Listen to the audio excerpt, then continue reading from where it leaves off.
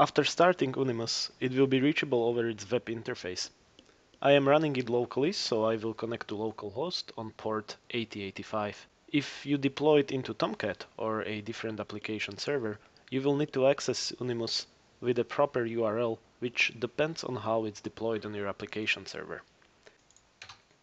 When connecting to Unimus for the first time, you will be automatically redirected to the configuration wizard. There are guidelines on the left for each step of the wizard, which should explain what needs to be configured for every step. Here I will create a user, which I will use from now on to log into Unimus. If your password is not passing validation, you can mouse over the exclamation mark to see why. Next, we need to configure a database.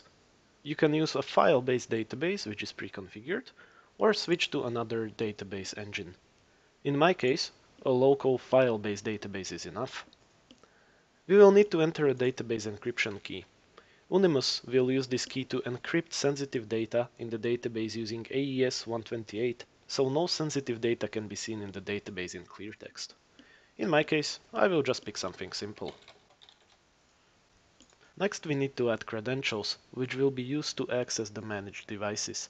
You can add multiple credentials here, and Unimus will automatically discover which credentials are valid for which of your devices and use them to access those devices.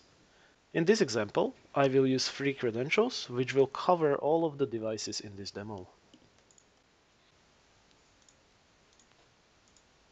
On this page, we can configure which ports each of the device connectors use. I will just use the default values here.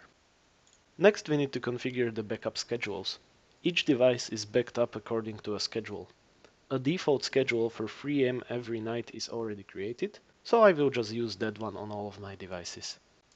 As a final step, I need to enter my license key.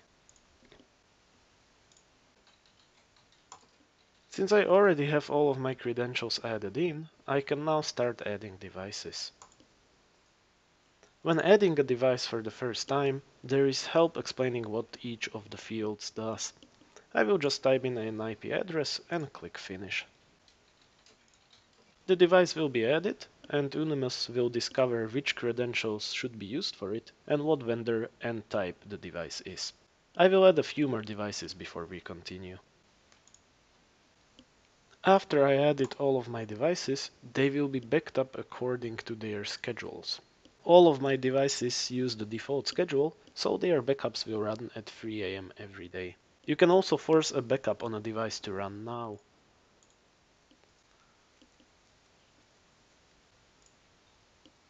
In the dashboard, we should also see successful job messages or failed messages if any of our operations failed.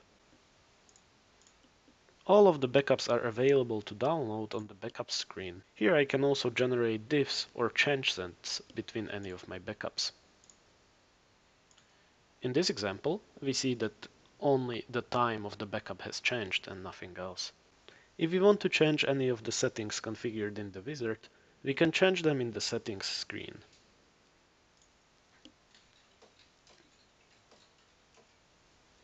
For updates on the Unimus beta or to get support, please visit us on forums.unimus.net.